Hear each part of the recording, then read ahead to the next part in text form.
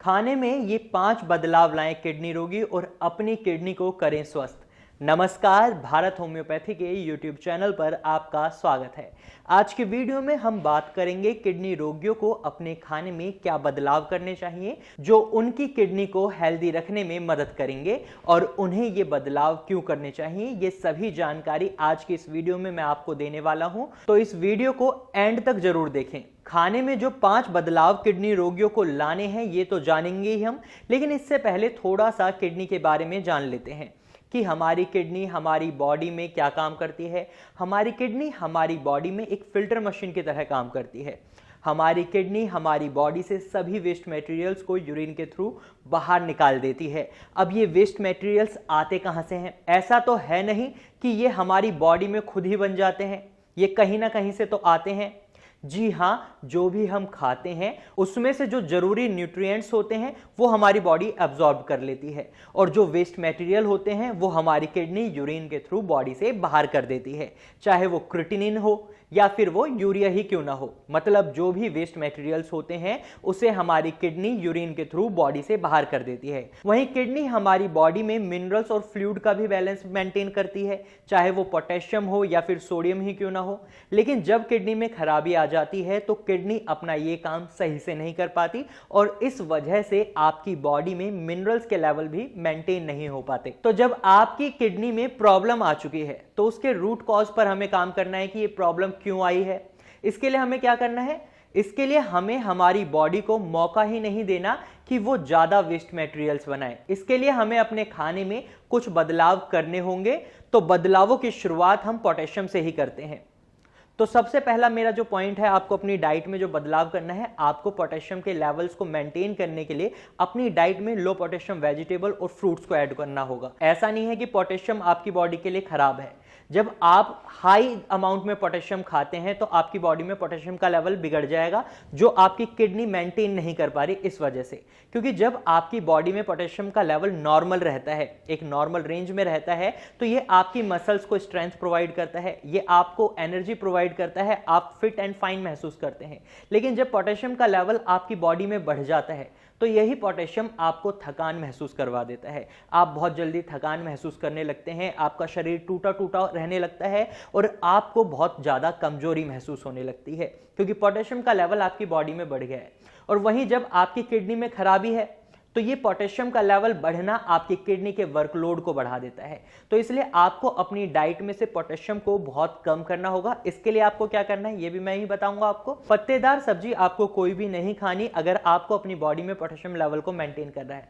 पत्तेदार सब्जियों की अगर हम बात करें तो पालक है, मेथी है, बथुआ है, इस तरह की जो भी सब्जियां हैं ये आपको नहीं खानी है। इवन पत्ता गोभी भी नहीं खानी है। वहीं आपको रूटी वेजिटेबल्स नहीं खानी है, क्योंकि इनमें भी पोटेशियम की अमाउंट बहुत ज्यादा होती है। जो सब्जियां भूरे कलर की होती हैं, ब्राउन होती हैं, उन्हें भी आपको नहीं खाना, क्योंकि जनरली जो सब्जियां जमीन के नीचे उगाई जाती हैं यानी रूटी वेजिटेबल्स होती हैं वही भूरे कलर की होती हैं, चाहे वो आलू हो, अरबी हो, शकरकंद हो। तो ये जो भी शकरकंद है, आलू है, अरबी है, ये जो भी सब्जियां हैं ये आपको नहीं खानी।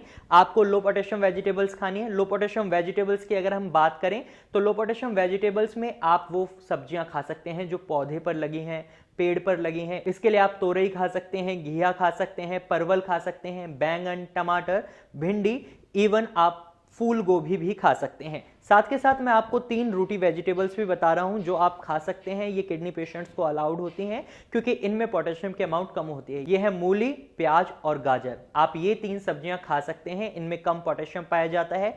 फलों की बात करें तो आप फलों में सेब खा सकते हैं, बनाना नहीं खा सकते क्योंकि बनाना में बहुत ज्यादा अमाउंट होती है पोटेशियम की। वहीं आप अमरूद खा सकते हैं, नाशपाती खा सकते हैं, साथ ही आप कुछ सिट्रिक फ्रूट्स भी खा सकते हैं। लेकिन अगर आपकी किडनी में स्टोन है तो आप ये खा सकते हैं। जो वीडियो मैंने आपके लिए बनाई है फ्रूट्स से रिलेटेड, आप उस वीडियो को इजीली देख सकते हैं। उसका लिंक डिस्क्रिप्शन एरिया में मौजूद है, आप वहां जाकर उस वीडियो को इजीली देख सकते हैं। सेकेंडली, आपको क्या करना है? अपनी डाइट में शुगर के इंटेक को कम करना है, क्योंकि हमारे पास जो पेशेंट्स आते हैं उनमें हम अक्सर देखते हैं कि डायबिटीज के पेशेंट्स ही हैं जो आगे चलकर किडनी पेशेंट्स बनते हैं। तो किडनी पेशेंट्स की एक रूट कॉज क्या हुआ कि डायबिटीज की प्रॉब्लम उन्हें जनरली मिलती ही है, तो उन्हें क्या करना है, शुगर की डाइट पर, अपनी डाइट पर, इंटेक पर लिमिट लगानी होगी। ऐसा नहीं है कि आप बहुत ज्यादा मीठी चाय पी रहे हैं। ऑल्थो किडनी पेशेंट्स चाय नहीं पी सकते, इसके लिए भी मैं वीडियो बना चुका हूं, उसका भी आपको लिंक डिस्क्रिप्शन एरिया में मिल जाएगा। तो ज्यादा शुगर को अपनी डाइट में इंक्लूड ना करें, क्योंकि ये आपकी बॉडी में ग्लूकोज बढ़ा देगी, और जब आपके ब्लड में ग्लूकोज ज्यादा होगा तो ये आपकी किडनी के लिए डेंजरस हो जाएगा। इसलिए आप अपनी डाइट में शुगर के लेवल्स को भी मेंटेन करें। और वहीं तीसरा है, आप लो सोडियम डाइट खाएं।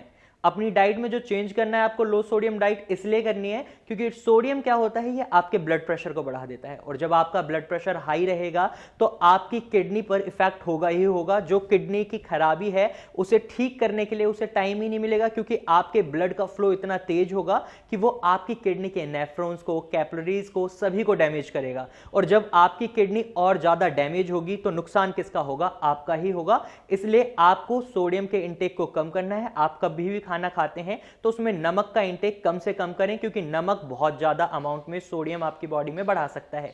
इसलिए आपको नमक को अपनी डाइट से अवॉइड करना है। चौथा चेंज आप अपनी डाइट में ला सकते हैं, आप ऑयल को अवॉइड करें, क्योंकि ऑयल आपकी बॉडी में फैट बढ़ा देगा, कोलेस्ट्रॉल बढ़ा देगा, और जब आपकी बॉडी में फैट बढ़ जाएगा और जब आप मोटे होते हैं तो एक मोटे व्यक्ति को ठीक कर पाना एज कंपैरिजन एक हेल्दी और फिट एंड फाइन बंदा है उसको ठीक कर पाना आसान होता है। इसलिए हमारी कोशिश यही रहती है कि पेशेंट्स ऑयल ना खाएं, ये उनकी किडनी पर इफेक्ट डालता है इनडायरेक्टली भी और डायरेक्टली भी, इसलिए आपको ऑयल को अवॉइड करना है। पांचवा पॉइंट जो मैं आपको बताने वाला हूं ये बहुत ही जरूरी है किडनी पेशेंट के लिए, उसे अपनी डाइट से हाई प्रोटीन को रिमूव करना है, एक्सक्लूड करना है। क्यों?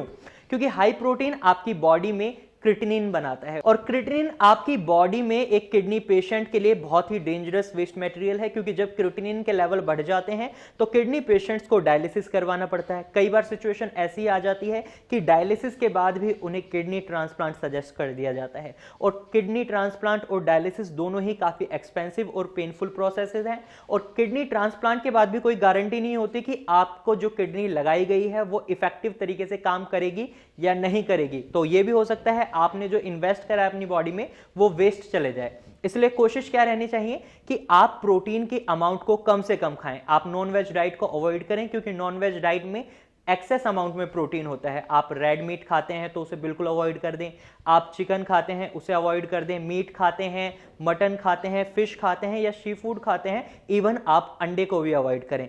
साथ के साथ आप प्रोटीन को बिल्कुल अवॉइड ना करें। ऐसा नहीं है कि आप अगर प्रोटीन को अवॉइड कर देंगे तो फिर आपकी बॉडी जो प्रोटीन से बनी है उसका क्या होगा। तो आप प्रोटीन खाएं, आप कार्बोहाइड्रेट्स खा सकते हैं, कार्बोहाइड्रेट्स में आप व्हीट से बनी हुई कुछ भी चीजें खा सकते हैं। हमारी बॉडी के पास एक स्पेशलाइजेशन होती है कि ये कार्बोहाइड्रेट को भी रिक्वायरमेंट पड़ने पर प्रोटीन में कन्वर्ट कर लेती है। तो इसलिए कोशिश करें आप प्रोटीन को अवॉइड करें। इवन डेयरी प्रोडक्ट्स को भी आपको अवॉइड करना है अगर आप एक किडनी पेशेंट हैं, क्योंकि किडनी पेशेंट अगर डेयरी प्रोडक्ट्स का भी एक्सेस अमाउंट में इंटेक करता है तो ये उनकी बॉडी में प्रोटीन के अमाउंट को बहुत ज्यादा बढ़ा देता है। तो आपको अपनी डाइट में ये 5 बदलाव लाने हैं, जिससे आपकी किडनी जल्दी स्वस्थ होगी एज कंपैरिजन अगर आप ये बदलाव नहीं लाते।